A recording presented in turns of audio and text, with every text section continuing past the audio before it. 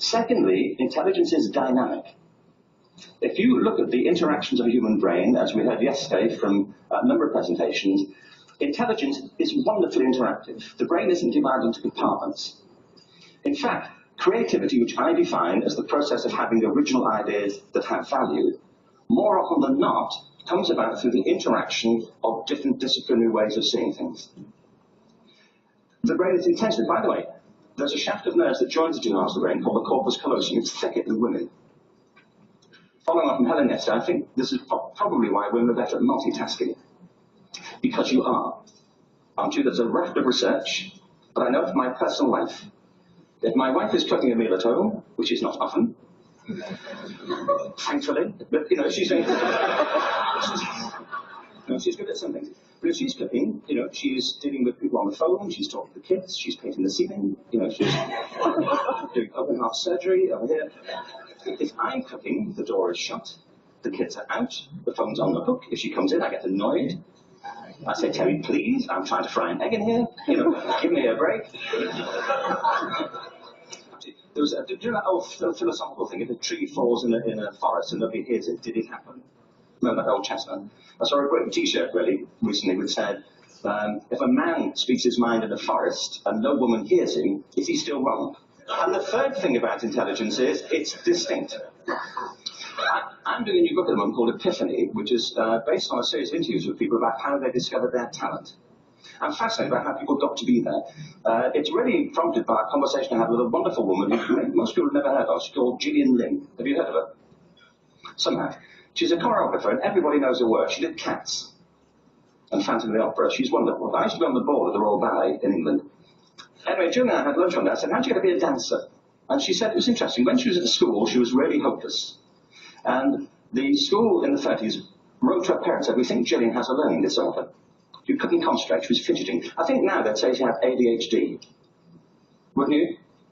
But this was the 1930s and ADHD hadn't been invented, at this point, so it wasn't an available condition. People wonder where they're going to have that. Anyway, she went to see this specialist. So this oak panel room, and she was there with her mother, and she was led and sat on this chair at the end, and she sat on her hands for 20 minutes while this man talked to her mother about all the problems Gillian was having at school.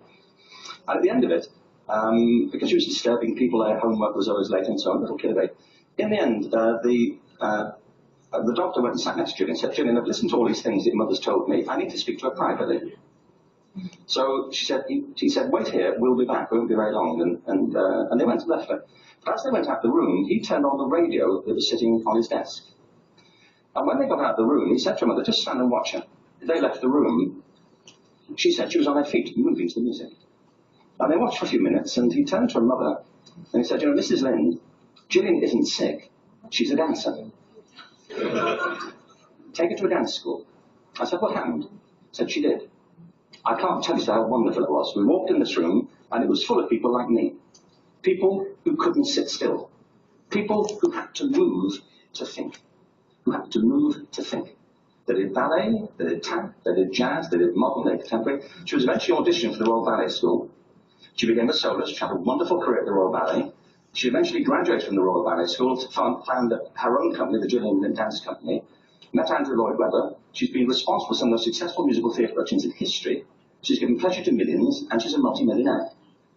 Somebody else might have put on medication and told her to calm down. What I think it comes to is this. Al Gore spoke the other night. Okay, that's about all the part that I wanted to show you.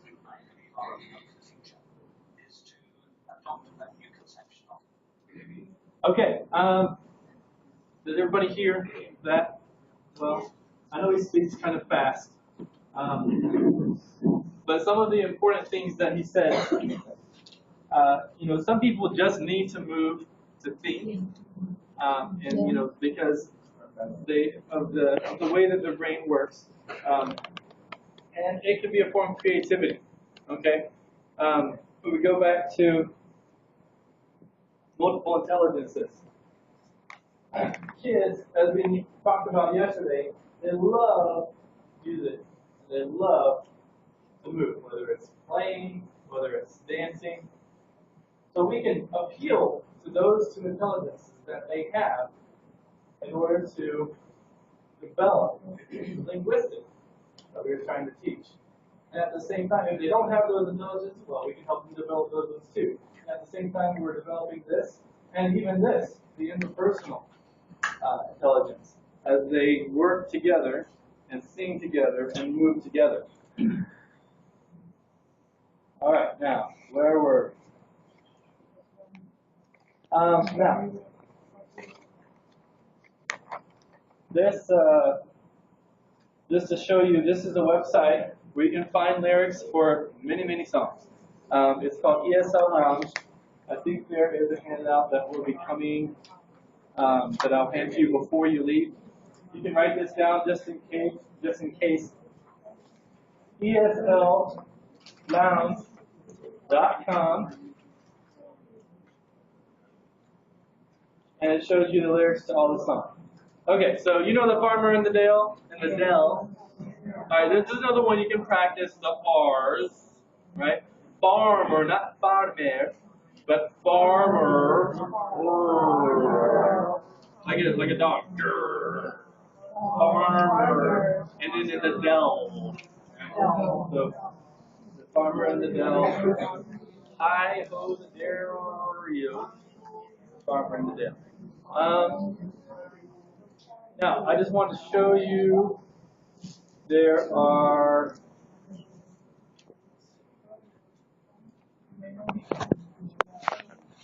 and lots of songs on this website. I think I was on this page. Song lyrics, A to Z.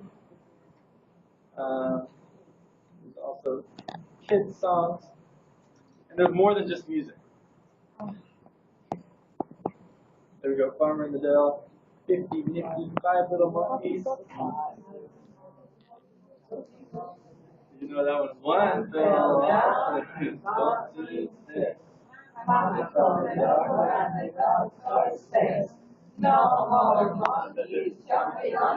there you go. And they remember those words, the cadence. Alright, on the music, it helps them remember the words. Bed, jumping, doctor, right? Okay. Jumping, not yumping, right? That's another hard one for native Spanish speakers. Jumping, right? It's not just jumping or it's jumping. It's actually jump. Jump. Say but with a ja at the same time. So jump. Jump. And we have to pronounce the N too. Jump. Like jump. Spitting. Jump. Jump. All right. Jump. C. Walk straight forward. All right. And I'm gonna lead you. All right. Stop. And they'll stop. Turn left. And then we'll go left. Stop. I don't want them to run into the table. Okay. Then Close your eyes. The teacher every once in a while will say, okay, caterpillar stop. We're going to get a new head. All right. The head goes to the back. Let go. Let go. Let go. Okay, now you are open your eyes, and you are the head, and I come back and I close my eyes. All right. And then we continue. So everybody gets a turn to be the head and to speak, and the other ones close their eyes and they listen. Right? So they practice both speaking and listening. Okay? And they have to think about the words. Thank you. You can have a seat. All right. Now that's a good one to do maybe outside. If you have time to take your class outside, I love to take my class outside every chance I get. I don't know if you can do that, but some of these games, if you need more space, maybe you can go outside. The next one, Mr. Magoo and Lookout. Now, Mr. Magoo is a made-up name. You can change the name. You can call it Mr. Spencer, Mr. Rodriguez, Any name you want. Mr. Magoo is blind, all right, and he has a lookout to tell him where to go.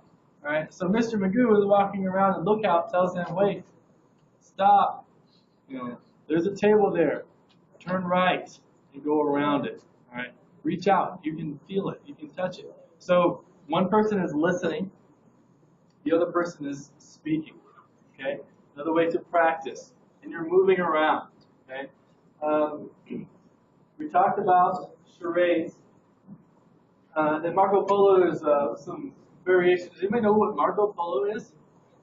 That's a game that we played as kids in the swimming pool. Yes.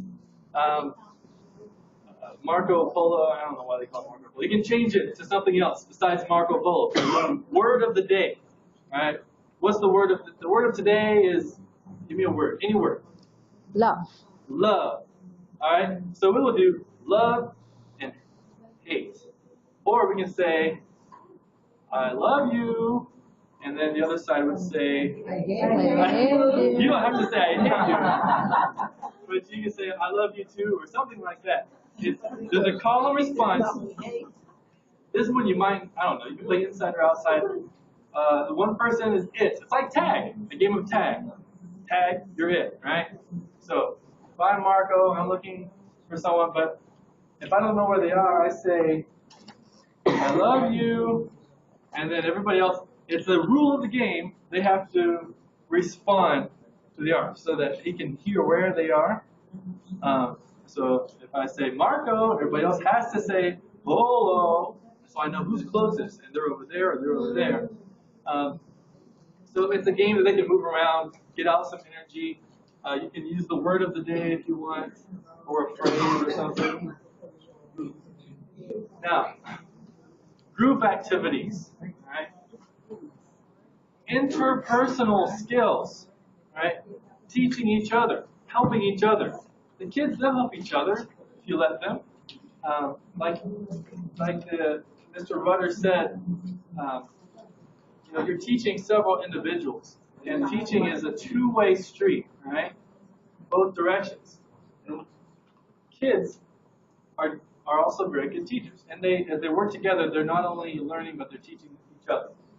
I had some grouping cards, and I had them with me on the plane. And since I got here, I don't know what I did with them. I was going to use them today. But I have, it's just a form of dividing kids into groups. I have the originals that I can send you in a file. The hard part about it is it's a color copy. It uses colors. So if you have access to a color printer or color copier, then you can. Let me show you what I'm talking about.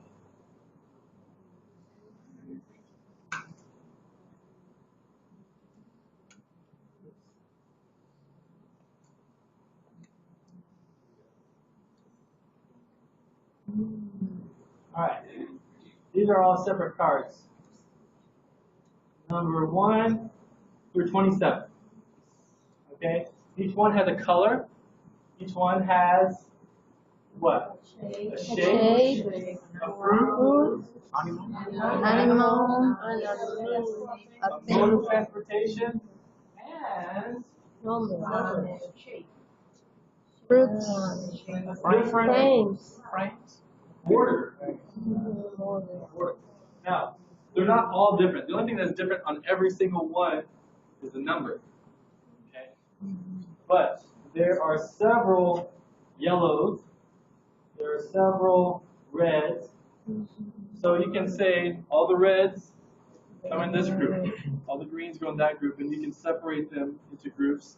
If you want to change the groups, you can say, okay, all the cherries, you come to this group. All the bananas, go to that group. I had an example